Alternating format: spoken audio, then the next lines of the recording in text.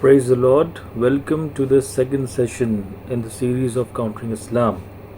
In the previous session, we have looked upon the evidences about the place called Mecca. Because remember, I have started the previous session by making an assertion that Islam depends on three things. It depends on the place where it actually originated from, that is Mecca. Second thing is it depends on the man called Muhammad. Basically, he is supposed to be the prophet for this religion. He was supposed to receive revelation, the wahi, and give it to the people. So second thing is the man, the prophet called Muhammad, and the third thing is the Quran itself, which we will see in the next session. So today we are going to discuss the historicity of this man called Muhammad. It is important because when we see Islam and we are discussing with any person, it is important to understand that if we can break these three pillars, like the place from where this religion started, and this man who is supposed to give revelation, and the book itself, Quran, then you can actually demolish this fort very easily. So in the previous session, we looked at the historicity of Mecca, and for the people who are looking this video for the first time, and if you have not watched the video, the previous one, please go and visit that. Please go and visit and watch that video.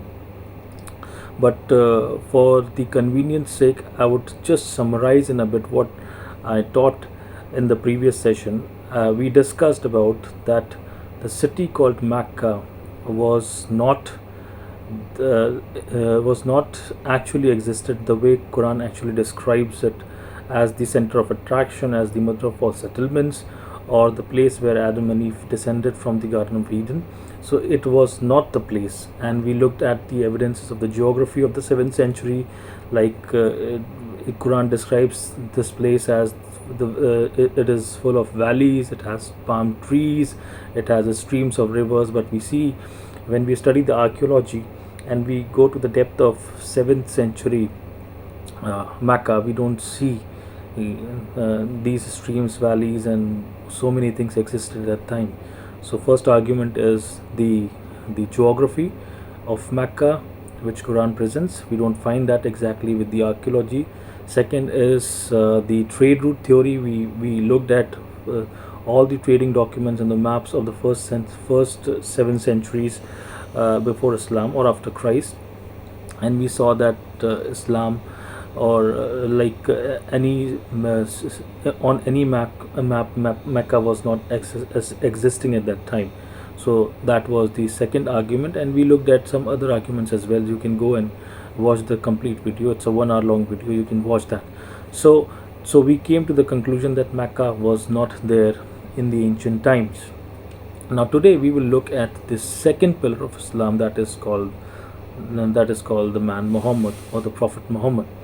Now in this session we will look at first the historical narrative of Islam. What kind of a picture Islam presents of this man called Muhammad, and we'll analyze from our researching perspective. We'll see that whether this historical narrative or the portrayal of this Prophet Muhammad actually was there or something else, or it is just a myth or a legend, or somebody else created at a later time, and how it developed and how it came to be.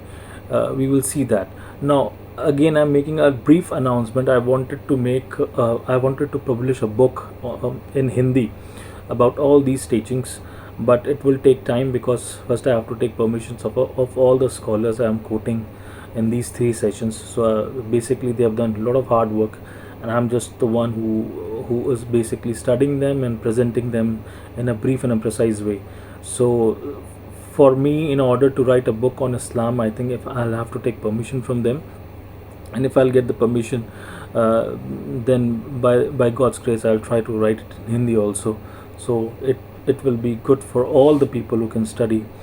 Okay, so we saw that in the previous session, that these 3 pillars of Islam.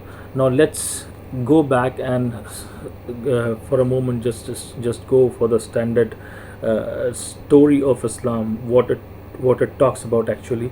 If you see that Islam started in the area of what we know as Mecca and Medina. These are the areas which is considered to be the central part of Arabia, and this area is also known as the area of Hijaz. When we talk about Hijaz, we are talking about the central part of Arabia, where Mecca and Medina comes into the category. So we looked at the evidence in the previous session. Now, according to the Islamic narrative, remember I gave you a brief timeline about Muhammad.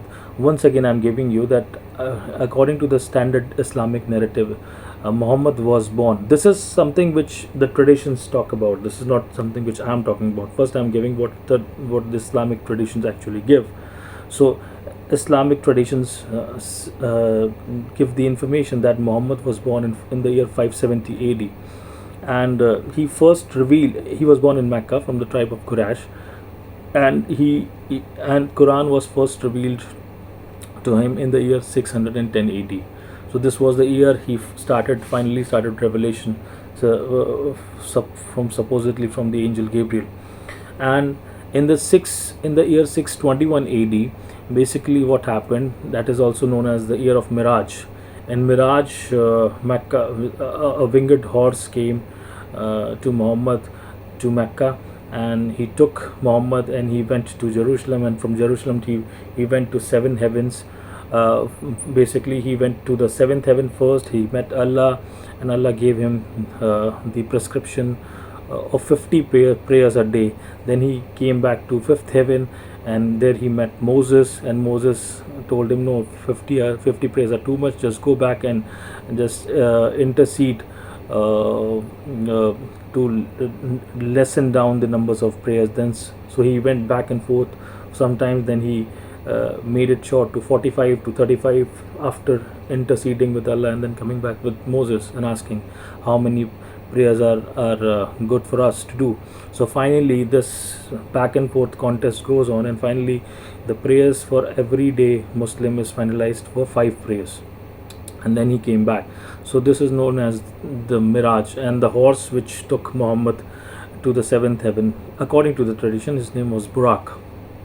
Okay, and now another year after this is very important, that is known as Hijra. This is a time which starts the Muslim calendar. It is also known as Hijri Samvat in Hindi we say, and in English we say after Hijra.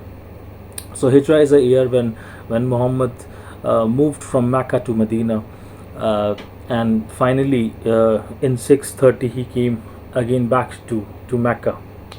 At this time he was completely a conqueror. He enlarged his army according to the traditions. Then and he started expanding his regime, his reign from the Central Arabia.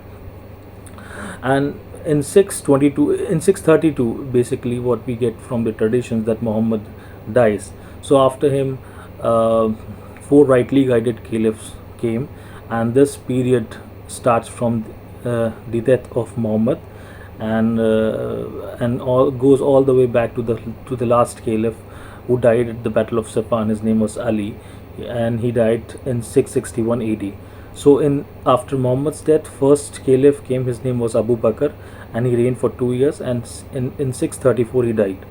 So after him, there's another person who came into power as a Khalifa or a caliphate, and he reigned for 10 years from 634 to 644. Then he died. Then another person came, a very famous person basically in this time, and his name was Uthman. So he started reigning, and he reigned from 644 all the way back to 656. And in his reign in 652, Quran was compiled basically. That is called the Ottomanic recension of Quran. And every Muslim believes that today whatever the Quran he's having or he's holding on, basically that comes from the Ottomanic recension. Now after him in 656, another person came, and his name was Ali. He was a stepson of Muhammad, and he reigned from 656 and all the way to 661, and then he died at the Battle of Siffin. So after that, Muawiyah came into power, and basically he was from further north. He came into power, and then that is the trigger point of Umayyad Caliphate. Okay, so this period from 632 and all the way goes to 661. That is the period where the four rightly guided caliphs rule. Actually, this is called the golden age of Islam. This is also known as the Rashidun period, and in this period, the Islamic traditions tell us that these four caliphs expanded the the kingdom of Islam, the kingdom of Muslims, and that extended from Central Arabia, Mecca and Medina, Jordan, and goes all the way in the west, goes to Tripoli, that is in Libya, and then in the east you have got Afghanistan. So this is the border which they expanded. And after 661, when Muawiyah came into power, basically he was a Aryan Christian actually. He came into power, and he further expanded the kingdom in the west to Andalusia, which is in Spain. So you can say from Spain in the west, and goes all the way to the west in Afghanistan, in a place called Kabul and Herat. They expanded till there, and you know that this area comes under India of ancient times, and in the north they have reached far towards Turkey, and then in the south they have reached all the way to Yemen. So this is considered to be one of the golden periods of Islam, in which Islam started expanding so much.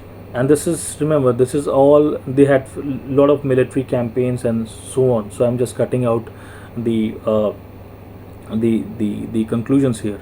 So the conclusion is that Islam was fully formed in the Hijaz. Hijaz is the area of Mecca, Medina, and central part of Arabia by 661. So in other words, you can say that Islam was fully developed in this time frame, basically. And then now the question comes in our mind that whatever I have spoken about, all these traditions and about Mecca, Medina, this conquest of the life of Muhammad, the Miraj, the Exodus, or it is also known as Hijrah, when he moved from Mecca to Medina, and these rightly guided caliphs. From where we get this information, basically, this is the question which comes on. This is called as the standard Islamic narrative. Now, this all comes basically from a genre of a literature. It's known as the Sirah of the Prophet, which is, Sirah means the biography of the Prophet. And the first man to write the biography of Muhammad, his name was Ibn Hishaq, and he wrote in the year, I think, 766 AD. Ibn Hishaq. And we have the book by Alfred, his name was Alfred Gulim, something like that. And but in that book the name is not written as Ibn Hishaq, who writes the story of Muhammad or the biography of Muhammad, but Ibn Hisham.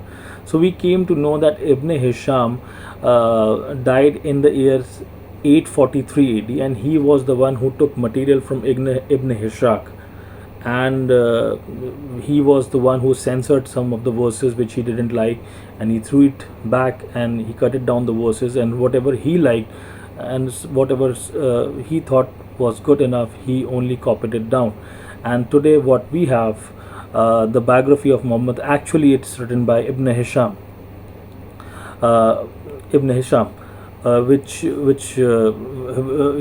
died in the year 833 AD. And basically these all are the people who came from further north, and we'll see that. But Sirah is not the most reliable sources for Muslim, okay, because the term is as a Maghazi literature, as a war literature. You read about the wars or the raids Muhammad made in this book by Alfred Gulim. So another form of literature which is very reliable among the Muslims, and this is where you get the information about every Muslim, how he walk, talk, and does his daily proceedings, and that is known as the Hadith, or the sayings of the Prophet Muhammad. Okay, so so this is basically these are the form of literature by which we get information about this character named Muhammad. So first is the Sirah, the biography of Muhammad, comes from Ibn Hisham. Then we have got the hadiths or the sayings of the Prophet, and hadiths are written by the famous people known as Al Bukhari, Sahih Muslim, At Tirmidhi, Sunnah Ibn Majah, Sunnah Abu Dawud, and Nisa. So these are the you can say six major authors who wrote the hadith, and they are very famous among Muslim scholars and Muslim clerics. So the hadiths are basically most famous hadith is Sahih al Bukhari. You might have heard about it if you have little interest in Islam. So Sahih al Bukhari is written by Bukhari, but he was from Bukharistan. It's further north in Iran, Iraq. Another one is Sahih Muslim. He writes in 875 AD. Another Bukhari wrote in 870 AD.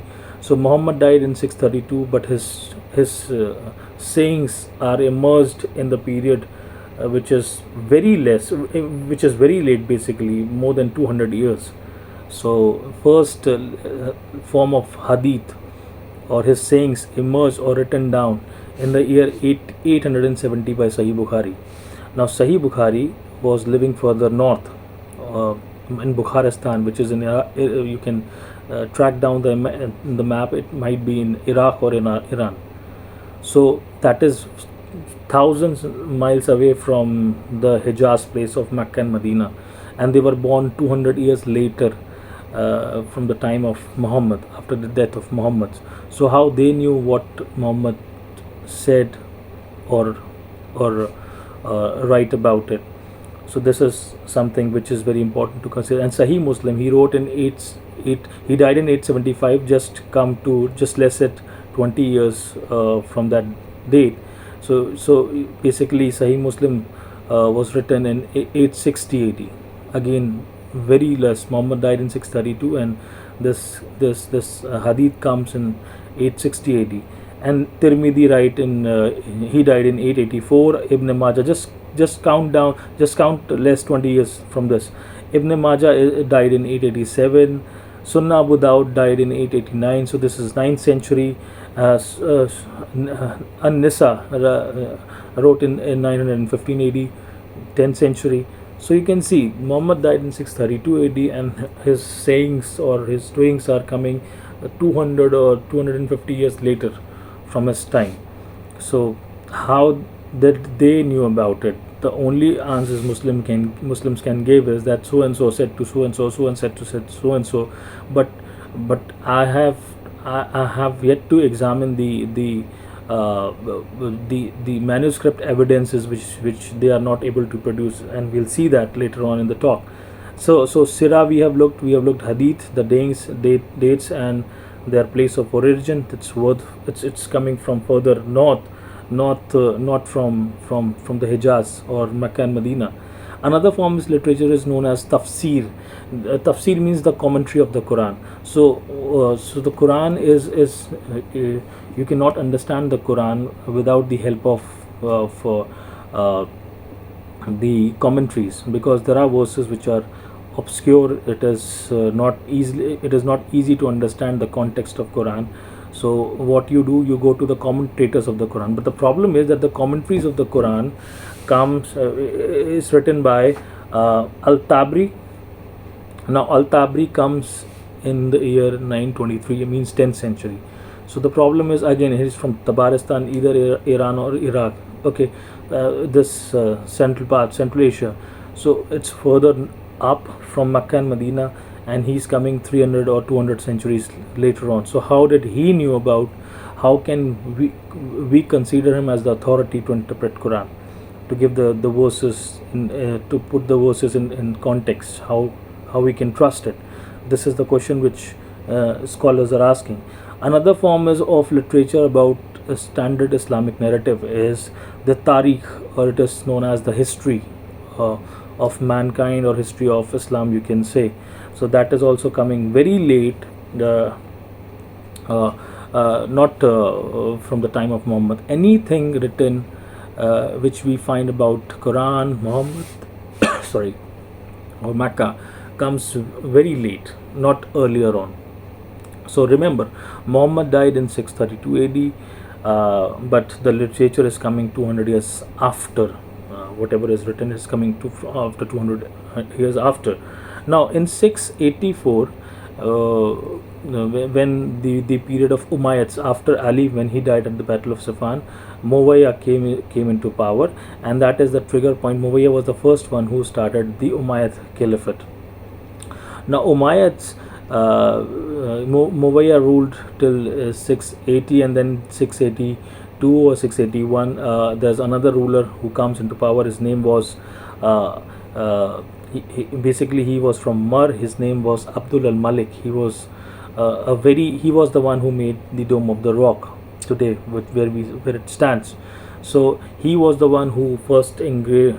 He was an Arian Christian who denied the concept of Trinity, triune God, as you might have studied the Arian form of Christianity, where they denied that Jesus was the Son of God, where they denied that there's the thing called Trinity. They don't believe in that. In fact, Jehovah's Witness is a form of a cult which derived from that. We can study that later on. So this person called Abdul al Malik was the first one who introduced this anti-Christian doctrine on the Dome of Rock, which we can see that today. And basically, he was the one in 684 when he built the Dome of the Rock. He engraved these verses. But before that, there's nothing called Islam. There's nothing called Muhammad. As I mentioned in the previous video, that Muhammad by name is mentioned only 4 times. So that is and that is also sometimes as praised one or the blessed one. So his name was also not given. So my conclusion to this thing is that this is a later development of a character. There was not a man called Muhammad which Quran actually presents. That was developed very later on, which we'll see in the talk, in the period of Abbasids who came after the Umayyads. So Umayyad rule was from 661 and goes way all the way back to 749, and then you have got from 750 you have got the dynasty of Abbasids start their dynasty from 750. So Abbasids are the one who track down their lineage from Ali. So whatever the Shia Muslims you see today, basically they are the ones who are responsible for this Abbasid dynasty. Okay, let's move further. So the conclusion is that Muhammad was revealed 84 years after the Abbasids created him. We'll see that about from the inscriptions, the rock inscriptions, the coins, and the other stuff. We'll see that after the Abbasids created him, and 141 years after he was first introduced. So he was first introduced by Abdul al Malik on the Dome of the Rock as the identity, as the praised one. Remember, he was not there actually, but because Abdul al Malik was an anti-Christian, or you can say Aryan Christian, so he was presenting a different form of a Christianity in which he was denying the Christianity. So he was creating an identity because everybody was having prophet. Jews were having the book. The Jews were having the prophet. The Christians were having prophet as Jesus. They have Injil, and the Jews had Torah. So this man Abdul al Malik was on a mission to create a prophet or a book and a place to start a religion. So this is a religion which started basically from Abdul al Malik, which we'll see that. Okay, now the problem is, as I said, mentioned about the Hadith literature, about Sahih al-Bukhari, Sahih Muslim, and all these writers. The problem is of distance and direction. Now the Islamic traditions say that everything which happened in Mecca and Medina in the Hijaz, but yes, so whatever we read about this battle of the means various battles, or Muhammad receiving Quran, Muhammad receiving so many verses from 610 to 632. This is all happening in Mecca or Medina, the area called Hijaz.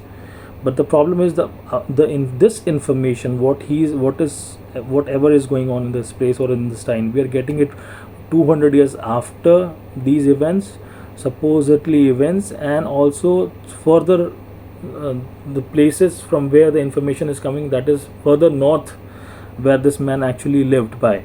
So yet all the writers of the traditions worked in Baghdad, which is 1200 miles too far north. Now Baghdad is in we see that it's in Iraq.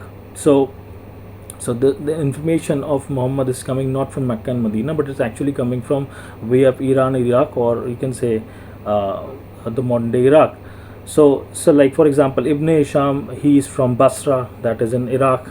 Like remember I told you that the first biography of Muhammad is coming from Ibn Hisham, and he lived in the area called Basra according to the traditions. So Basra is it's near about 1200 miles from Mecca. It's further up. So how did he knew about this? And after so many years, 141 years after Muhammad. So Al-Bukhari, which is supposedly the writer of the Hadith literature, is from Bukhara. It's a modern day Uzbekistan. So Uzbekistan is in the ancient time it was called as Bukhara. That is why the name comes Bukhari, Sahih Bukhari. So this place Bukhara or modern day Uzbekistan is 2600 miles from Mecca. Now how did he knew about this?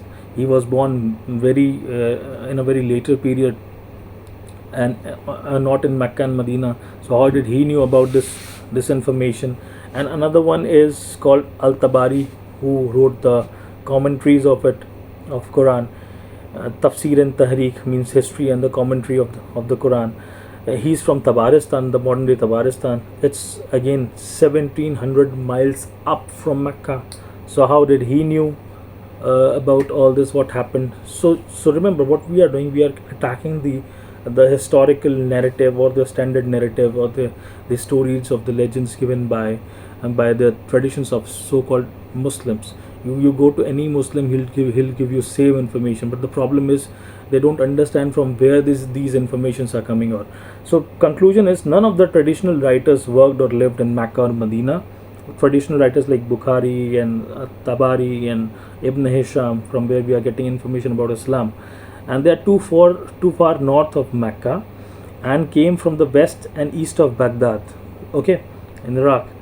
All of these northern areas are where the Abbasids originated from. So basically this is like jumping the gun, but I'm telling you in advance that Abbasids, when they came in 750, they were the one who introduced this form of narrative of a prophet coming from the Hijaz known as Muhammad, and they were the one who basically solidified this religion called Islam. So the modern day Islam which you see today, basically it is originated in 750, near about 143 years after the death of Muhammad.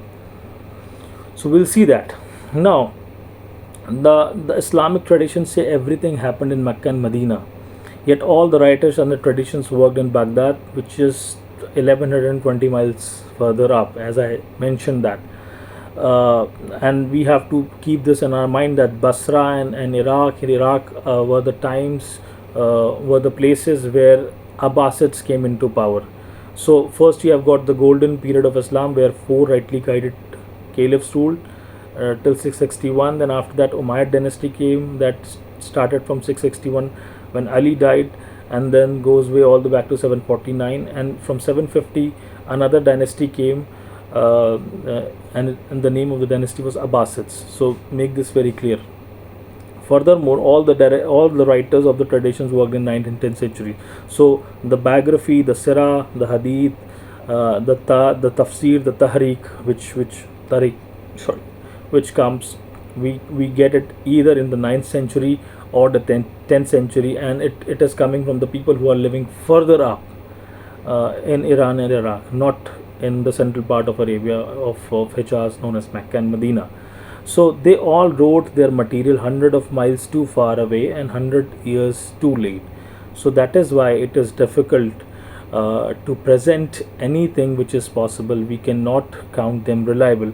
Now, if you just compare that with the Christian faith, now it is also important, because whatever the standard which we are using on the other religion, we need to apply it on ourselves also, whether Christianity is right or not. And this gives us a solid reason that we are on a right path, path or right phase. If you see the emergence of Christianity according to our traditions, that Jesus ascended into heaven, died and ascended into heaven in 330 AD, in the year of when Tiberius was ruling actually. Ruler Tiberius was ruling actually. Now, the book of Acts, I'm just taking the liberal dates. So, if you are more conservative regarding these dates, no problem, because I'm quoting it from the liberal perspective, what the liberal scholars think about the dating of the Gospels or the New Testament.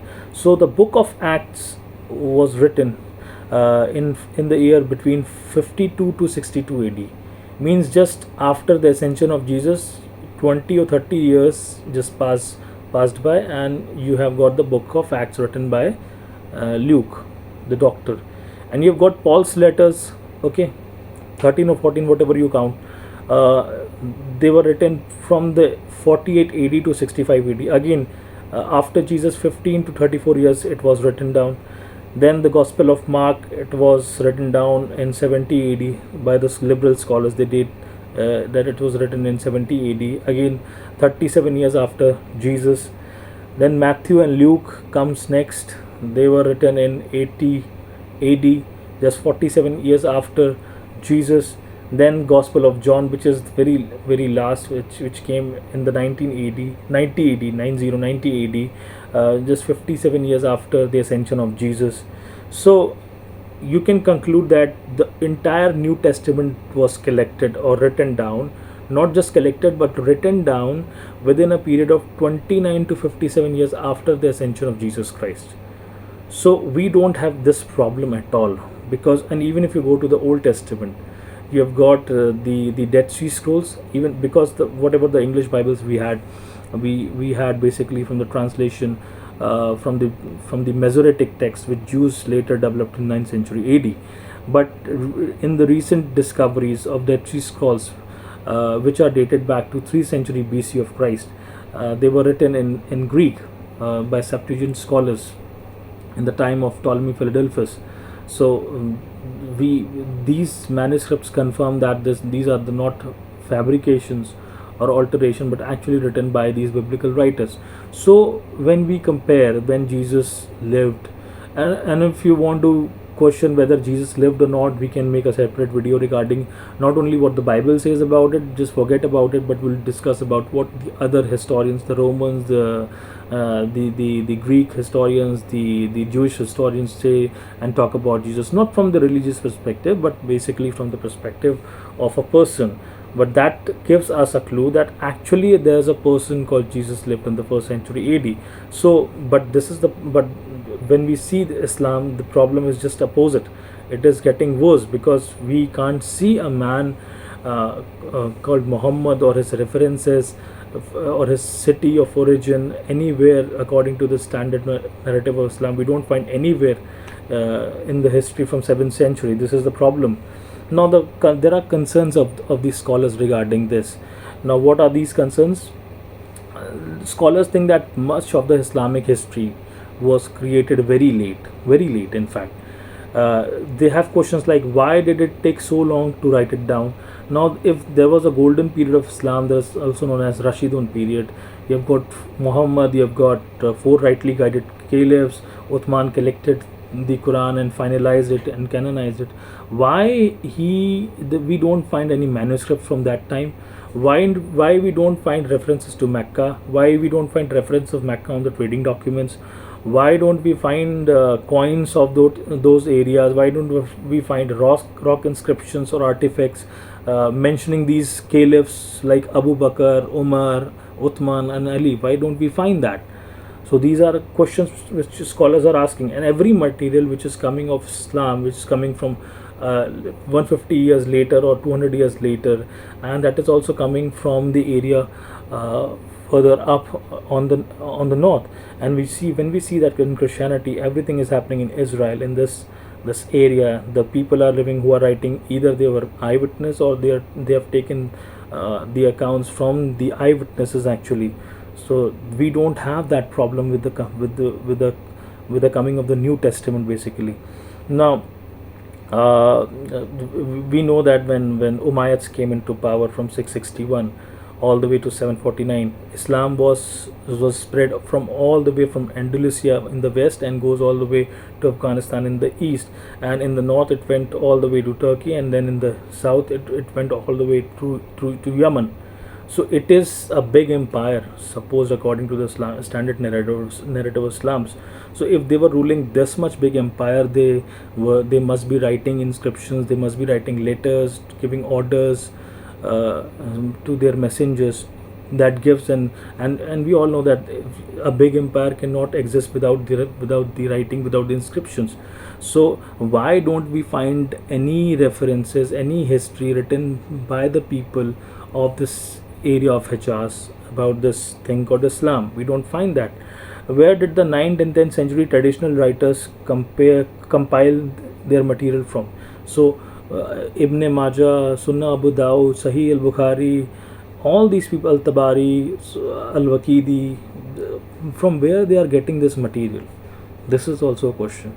Now I asked my teacher who taught me Quran and the Islamic traditions. I asked him many years when I was studying Islam in 2014, and I asked him that even we understand we don't have the manuscripts of Quran of that time. We'll see in the next session about the Quran. We'll deal about that. But I asked him that do we have even the manuscripts of the Hadith, so-called Hadiths? So he said no, we don't have. So I said that how can we say that then even this information is reliable? And this is now the scholars are asking the same question. Which I asked 8 years ago. I'm not saying that I'm way ahead, but I identified the problem that we have to ask anything which is presented in front of us. Okay, so can it be trusted if it is so late? Because another question comes in: how can we trust something which is not coming from the area which is supposed to be, and something which is coming from 200 years later or 300 years later? We cannot compare that. We cannot accept that as a reliable source of information. So shouldn't we go to the period these events took place? Shouldn't we go to the 7th century and see what we find?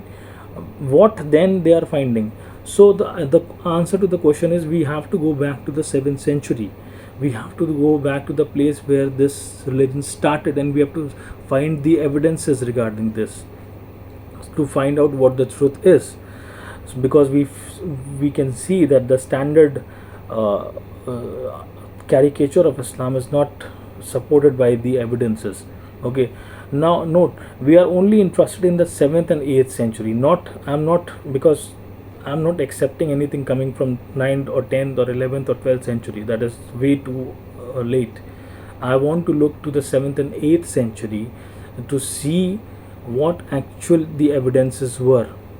Is there any evidences? We don't find that. Now remember, I just moments ago I talked about a thing called Sirah of the Prophet, or also known as the biography of Muhammad.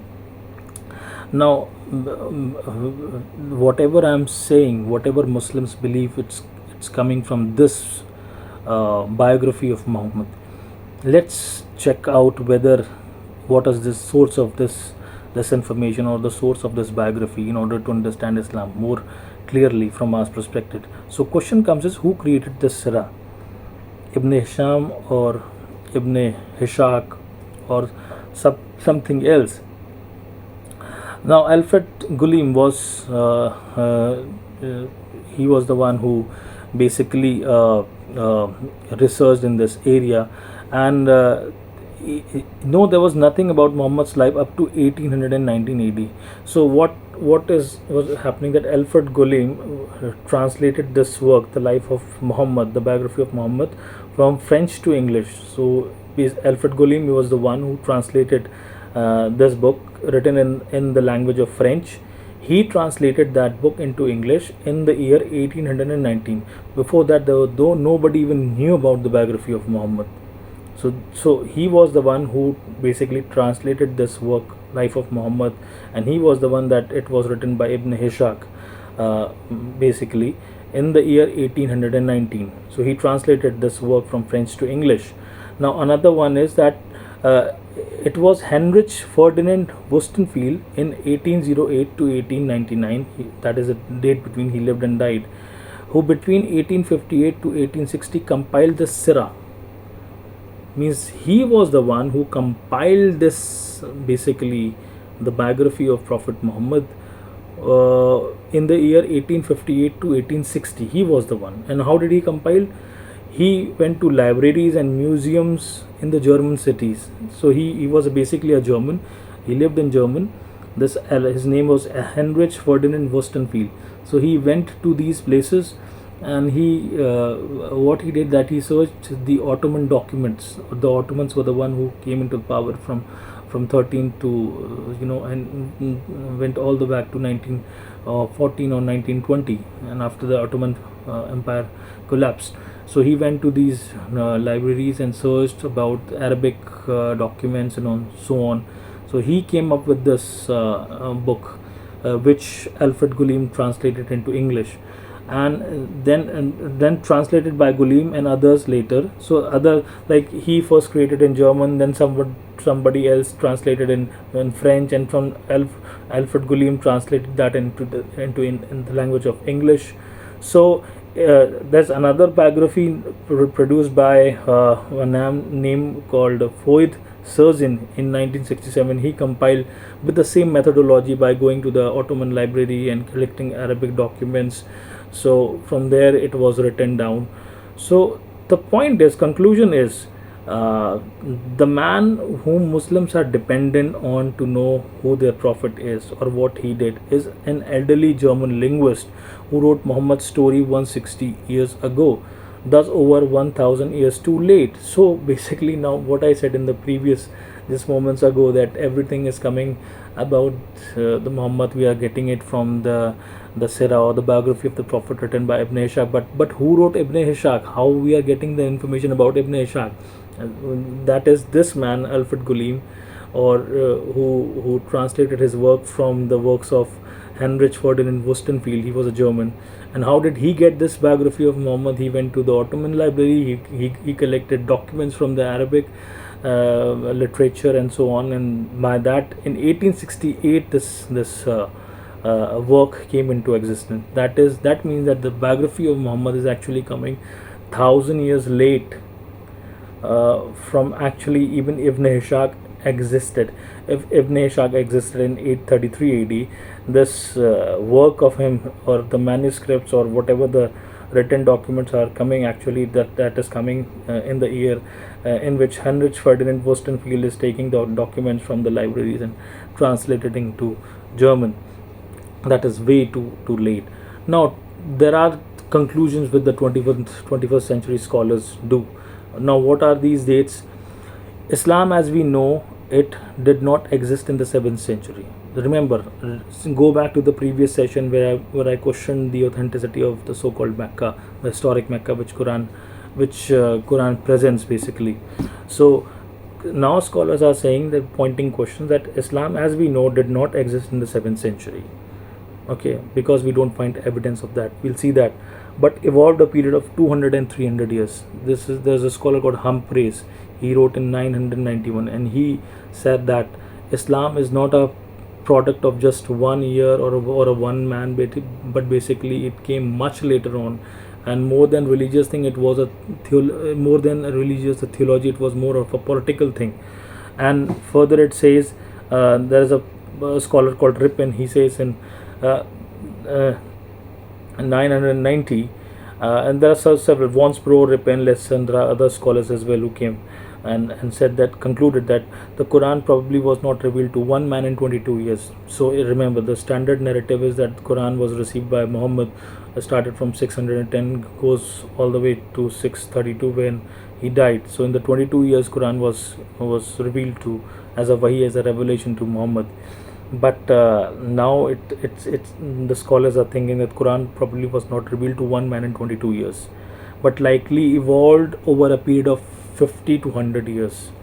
So it might be that other people were coming in search of identity for their culture and their theology, because you can see that the Jewishness or and Christianity was established long way back as a solidified religion. They had the book, the Torah, as well as the Injil.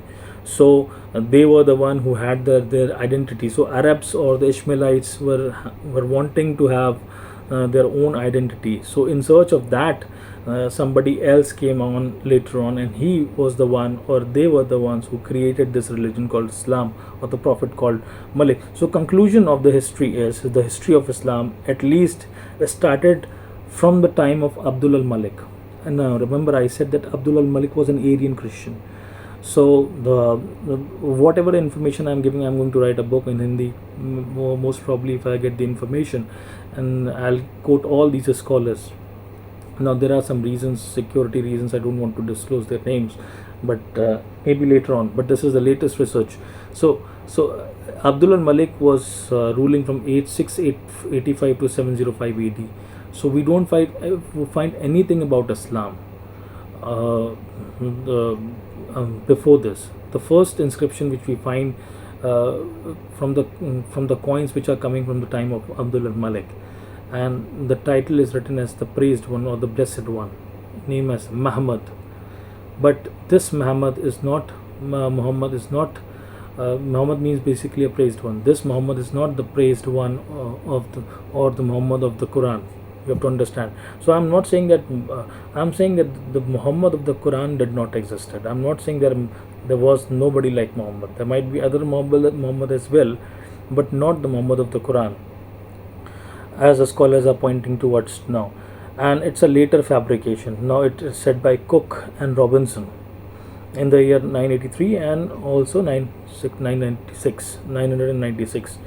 So basically their study is that it's a later fabrication, not only of a book but of a place, or also a man of an identity, because we don't find. Now the whole point is that Islam was completely spread from Spain to Spain in the west, and goes way all the back to India and Afghanistan and Turkey and Yemen. So if this was that much the long period, why we don't find inscriptions of these caliphs and all this before 7th century? So now we'll go back to another point. I think we still have time. This is, I think, one of the most longest session I'm taking, but this is, I think, one of the most important sessions in the Islamic history, and I hope that you might be enjoying this. So now we are coming to the problem of coins. Now coins, why we are studying coins? Because coins have these inscriptions and they don't deteriorate easily. So whatever it's written on that can gives the clue whatever has happened in the history. So we'll see what were the evidences in the 7th century of Islam, whether it existed in the 7th century or not. We'll see with the help of the coins, because if that was Islam was a golden or Rashidun period and caliphs and all that, that means they should have minted the coins. Coins come even before Christ also. So in the starting from the west. So you can't say that the invention of coins was not there. It always there. Now the Lydians were ones who introduced the coins in 600 BC. So Lydians were the one who invented the minting of the coins. Mints means making of the coins. When I say mints, I mean making of the coins. Coins were used for more than just commerce. So coins created and maintained a ruler's identity. So whatever the kingdom was, the coin must be having the ruler or his identity, so that will identify and solidify his kingdom. Now remember, they don't have TV, they don't have internet, newspaper, radio, etc. So the coins were used to introduce a new ruler. So whenever a new person was coming into being or coming into dynasty, or somebody else is coming and throwing off the dynasty, That means the only source of solidifying your rule and counting it to establish it as history, that you use coins by engraving your beliefs or your your picture on the coins. Since everyone had to use them, a ruler knew that the best way to introduce himself to his whole realm was to mint new coins. So this is what I just mentioned, that you have to, in order to solidify your identity, you have to first create on the coins. So people will start using the coins and they will establish and they will identify you as a new ruler. That's basically an information of a newspaper, which gives people the information that who is the in charge now. Now, what was on a coin? The image of the ruler, as I said. The religion, if it is a set of beliefs they strictly believe, so the coins will bear those religious beliefs. And it also gives the date when we can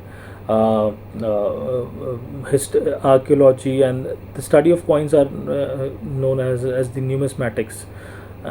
So numismatics gives us a date of what was actually the date when these coins were mint. And it also gives the information from where this mint is coming, what is the place. Mint means from where these coins were coming actually, where they were made. So this is the information which we get from coins. So from history point of view, this is very important for all of us.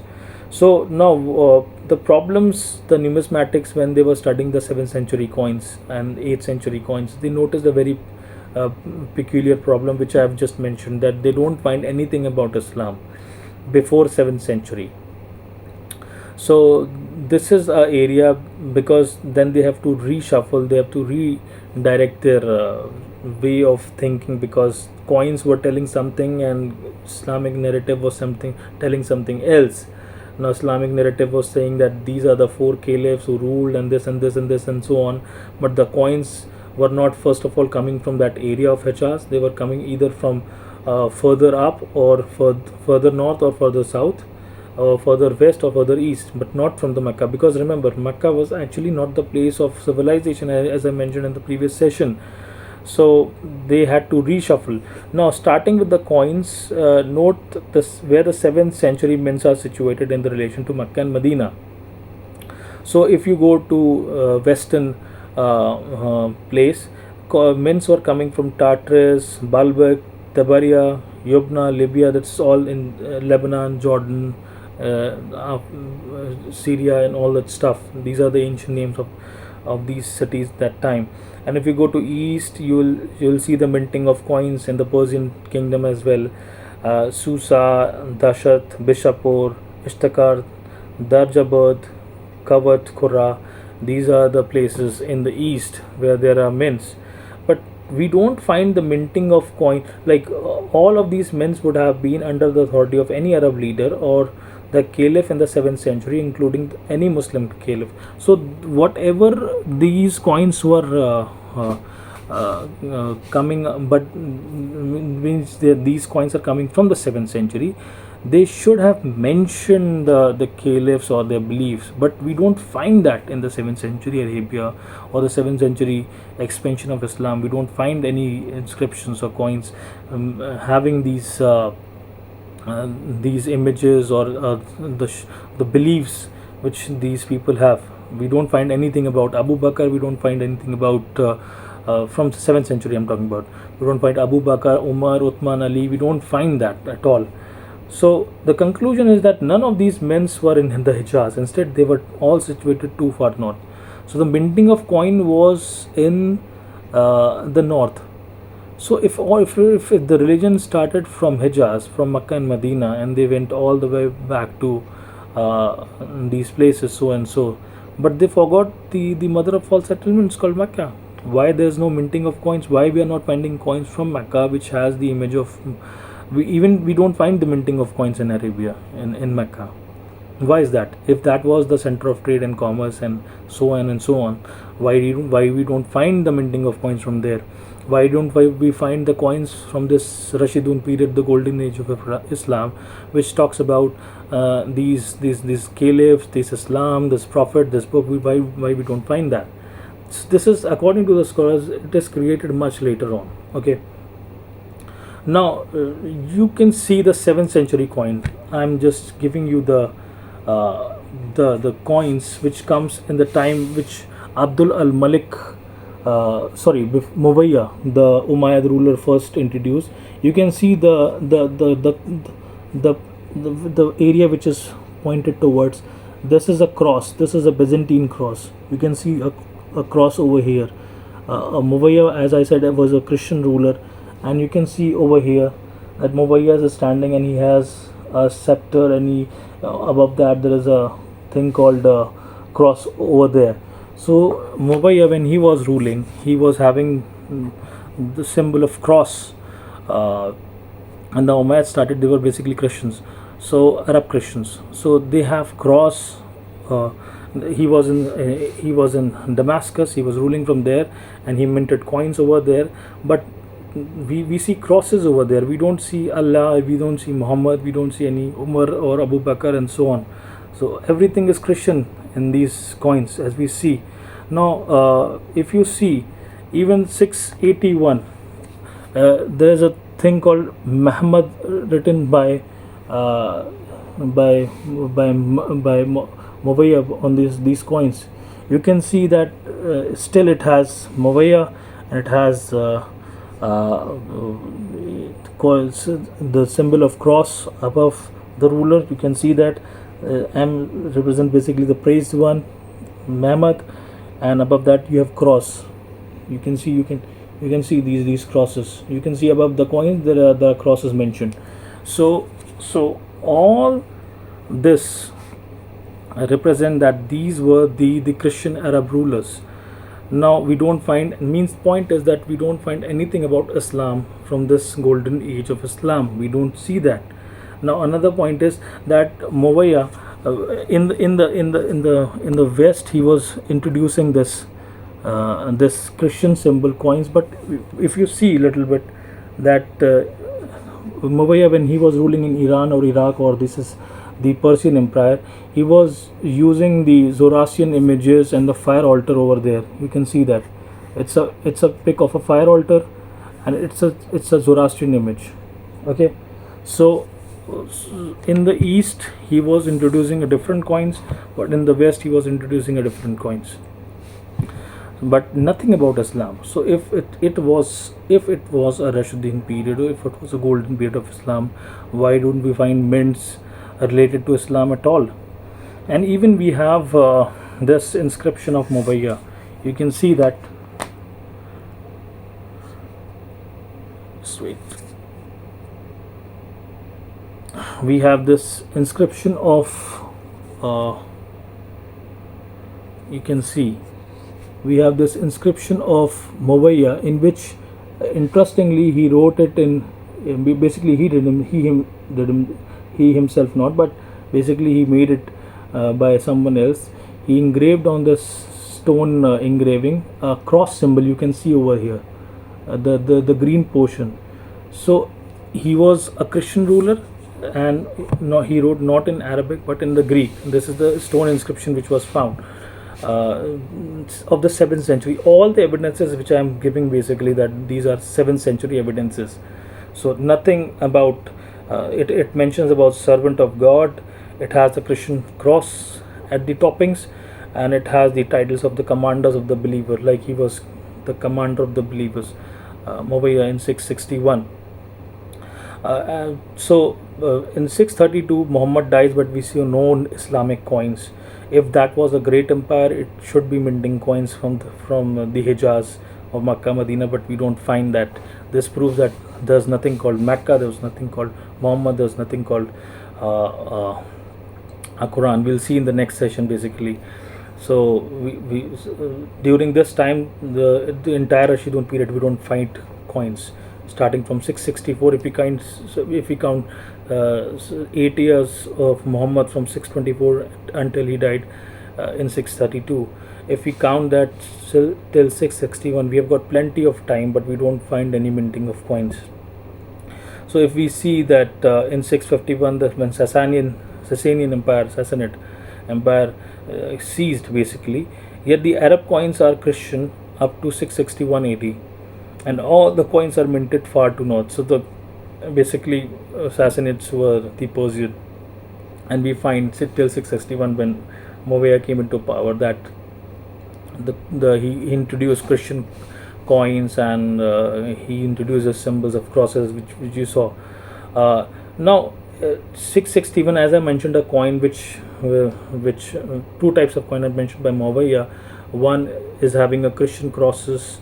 He himself has his image, and he is holding scepter, or sometime above his crown you've got the symbol of cross. He was minting these coins in the west, and to the eastern side of empire like Iran and Iraq or the modern day Persia, he was minting coins which had the image of Zoroastrian fire altars or Zoroastrian deities. So but we don't find that anything Islamic. This is the point, why we don't find about Islam. This is the concern which we are having. So Abdul al-Malik, best because we know from the history, as today if you go to Israel, to the Dome of Rock, you will see that there are inscriptions written by Abdul al-Malik. As I mentioned, that he was the first one to counter Christianity by saying, "Say not three, there's only one.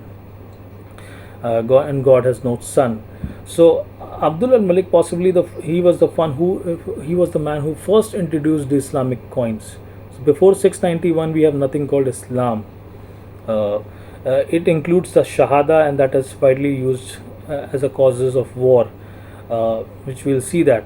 Now we'll see that in this one.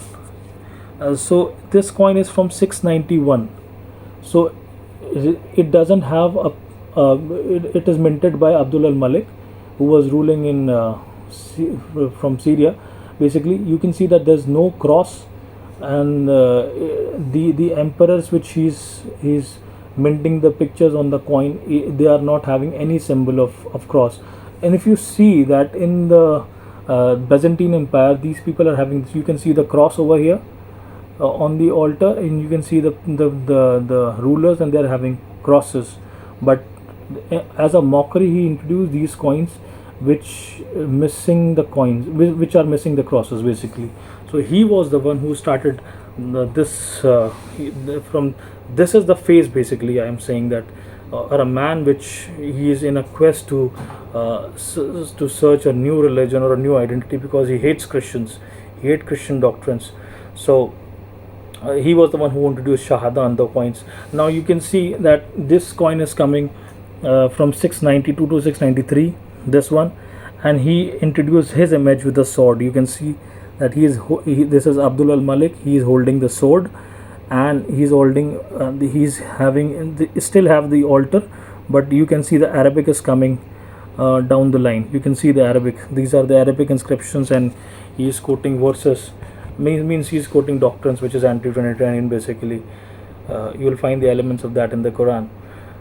So now coming back to 696 or 693 to 693, you see that Abdul al-Malik was the one who completely removed the images, and he introduced the Arabic script over here, and you can see that there are no symbols, no swords, no crosses, nothing, only the verses in Arabic. So mints a coin with no images with reference to attacking Christianity. So basically he's making sure that it is written in Arabic, and nothing about anything else, but he is attacking Christianity. So this is the first stage where the Islam is actually developing. So in 693, Abdul Malik mints a coin with his image and a sword, and that he is the servant of Allah. Okay, so he mints and that coin. Now in 696, Abdul al-Malik removed the images with the references of Christianity. He is giving anti-references to Christianity, doctrines which are anti-Christians. So So if we see the overview of the coins, the early coins show the clear Christian identity on both sides of the coin, in the west and the Zoroastrian in the east. So if we see the time of Movaya, up to the time of Movaya, we can see that there are Zoroastrian images on the coins when he was ruler, and we can see that the crosses and so on things are there on the coins. But if we see an overview from 624 to 660 AD, we see that early Islamic coins just don't exist. So we don't find coins from, if we see the period of 624 to 660 AD, we don't see Islamic coins. They don't exist. Why? Since they controlled so much of the land and mints in the Syria and Iran north. So they were in charge of this area of Central Asia, and all the way from Andalusia to Afghanistan. They were in a control. So why they were not minting coins which is having a figure of Islam? From 640 to 660 AD, the Arab proxy state seems to be quite Christian and certainly not Islamic during this Rashidun period. So this gives us a clue that this all era was Christian, not Islamic. So 661 to 680, when Muawiyah came into power, Muawiyah uses Christian symbols in the west and Zoroastrian symbols in the east, to 680 AD, and uses Muhammad but holds the cross. So he introduced this word Muhammad, as I mentioned, by big M. You can understand that. I'm using to simplify whatever I'm saying. He used this title called Muhammad, the praised one. So basically it might be referring to Jesus because he was a Christian ruler, or might be referring to some other person, or might be referencing to himself. But because he's having cross above himself, or he's having scepter holding the cross. From 692 to 693, Abdul al-Malik and Zubair, there's another person called Zubair which I'll talk about later, maybe in the next talk, who introduced Muhammad, his Shahada. It is the first Islamic coin which has the word blessed one as Jesus. So basically he might be introducing a Jesus when he writes the blessed one in Arabic. He might be introducing Jesus, not Muhammad, but not the Jesus of the Bible, but Jesus of the Aryan view of philosophy. So he might be referencing to that, because whatever he means on the coin is basically anti-Christian. And from 693 to 696 AD, when Justinian II attacks Abdul Malik, who adds his image with the Shahada, either to confront or to claim messiahship. So basically what he is doing is he's adding this phrase blessed one, or the praised one, or Muawiyah when he uses the praised one. Why they are using? Not because there's a prophet called Muhammad, but because they want to create identity for themselves, because they don't track their lineage to the biblical Christianity of the New Testament, as well as the Judeo faith, like the Jews faith. So they don't find their lineage going all the way back to that. So either he's creating himself as a prophet or a blessed one, and that is why, or might be he's introducing his view of Jesus, Aryan view of Jesus, as a created identity, but not Muhammad. Why not Muhammad of the Quran? Because we don't find anything, any literature, any coin, any inscription of that area. I'll just mention the rock inscription and then I'll finish it. It is getting too long. Okay. So in 696 to 705 AD, Arab script Shahada with no associates attacked Christian divinity with John 3:16 and Islam's superiority. So by the way, by the time 705 AD, we get the impression that the Islam's origin is getting matured century by century, year by year, basically, and which Shahada was introduced, means God has no son, neither he begots nor he is begotten. He doesn't give birth to anyone, he's not begotten by anybody. So this is all attack to Christianity, according to the verse of John 3:16. For God so loved the world that he gave his only begotten son, that whosoever will believe shall not perish but have an everlasting life. So this means that Islam is in a state of a creation with these beliefs of this certain people. While Allah's name is introduced early, it's a Nabatean and Arabic god Arabic word for God. Muhammad is not. So Allah's name is started coming into picture after 705. But Allah basically was is not a common noun, but actually a proper noun. He was actually a deity of Nabateans in Petra. So there was many gods, and Allah was one of them. So this is which we need to understand. And Muhammad, as we know, that he was not created till now. Doesn't the numismatic evidence support the archaeological documentary evidence? Doesn't this suggest, therefore, that Islam was got introduced by Muhammad, but possibly by Abdul al-Malik? And these 7th century coins confront the traditional 19th century Islamic narrative. So all this evidences which I presented of coin goes against the traditional narrative of Islam, that there was a man called Muhammad, there was a civilization called Meccan civilization, they were having trades and so on and so on. Just go back and watch the videos, because I'm just getting tired and speaking so on. I don't know how I'm speaking this much. Okay, so now coming to the rock inscription, and this is the last, and I think you might be bored with this. Just bear for a few minutes and I'll just finish it up. All the rock inscriptions basically are coming from the 7th century, from the area of the northern called Syria, Jordan, or Lebanon, or if it is coming from Yemen. But nothing is coming, no rock inscriptions are coming from the area of Mecca and Medina, or the central Arabia or Hijaz. It is only after 8th and 9th and 10th century these rock inscriptions are coming from central area of Hijaz, but not from the 7th century.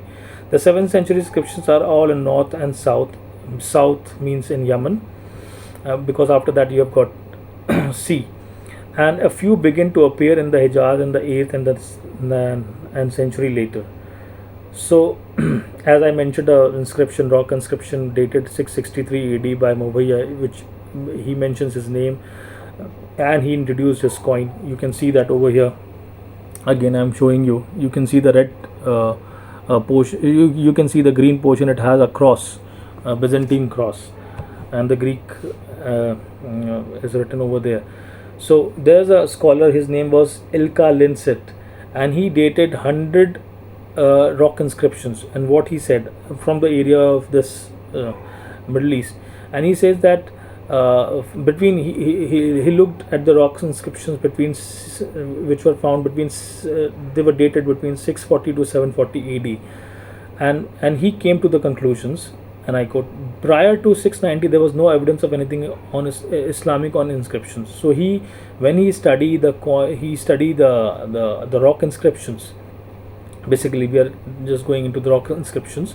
So he said, after studying hundreds of rock inscriptions, he came to the conclusion that before 690 there was nothing called Islam.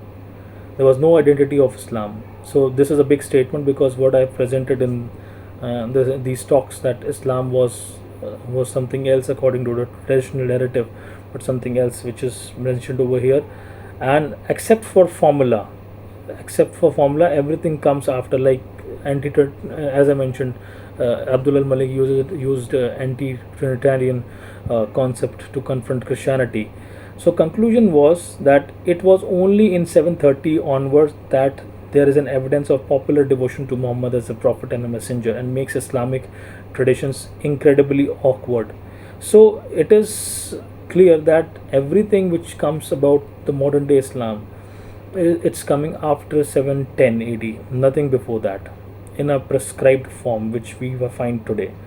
So from 690 to 710, the name Prophet Muhammad appeared, and we have saw that it might be referring to something else, not as the Quran mentioned the Muhammad. It's different.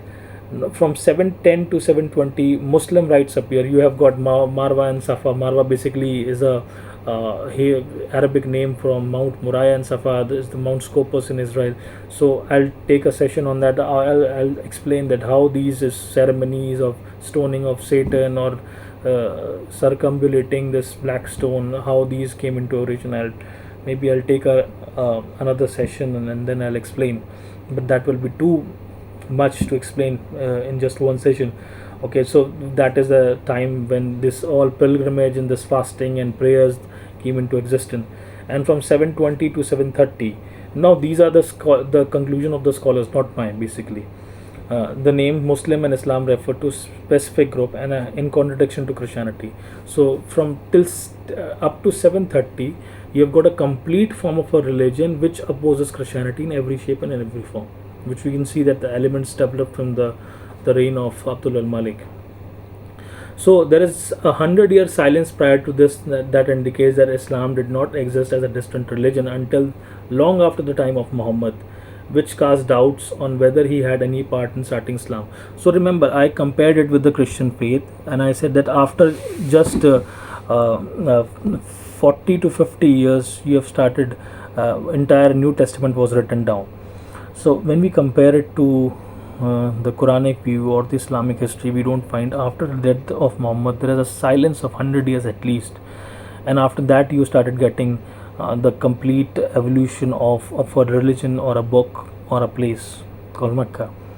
So why there is a silence? We have asked strict questions in this session. Now, if you're watching closely, I have raised serious questions. If that was a superpower in the 7th century, why we don't find rock inscriptions? Why we don't find mints of coins? Why we don't find any references, and so on and so on?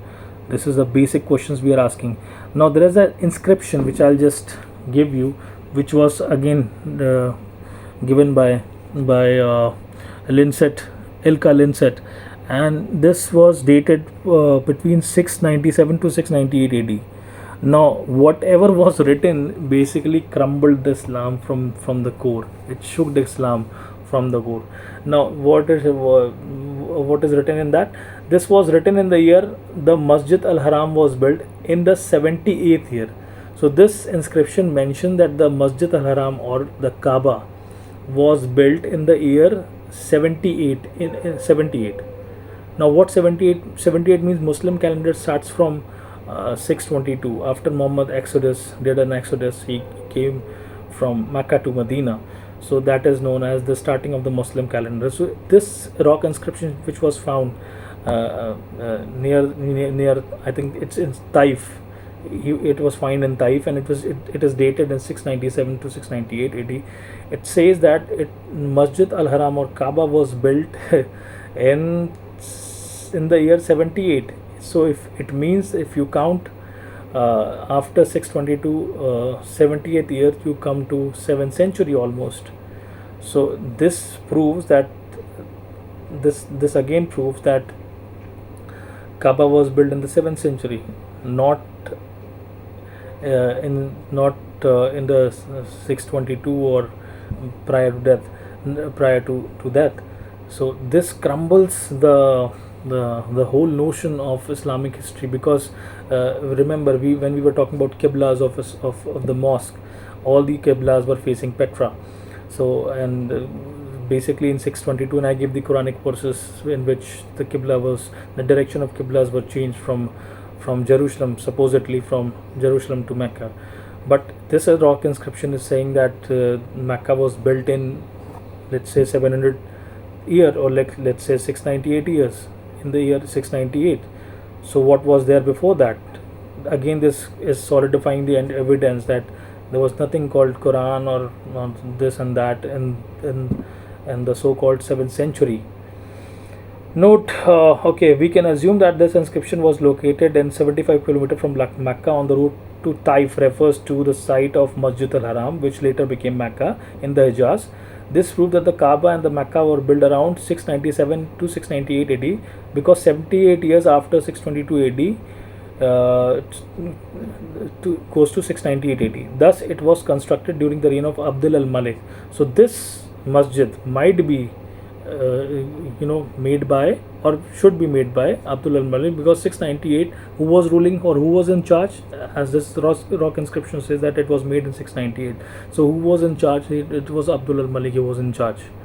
So this completely shakes the you can say the dynasty of Islam, because it is mentioned that Kaaba was the place which was the starting of civilization. It was a place from where Adam and Eve were thrown down from the Garden of Eden. So this means it started the history after 698.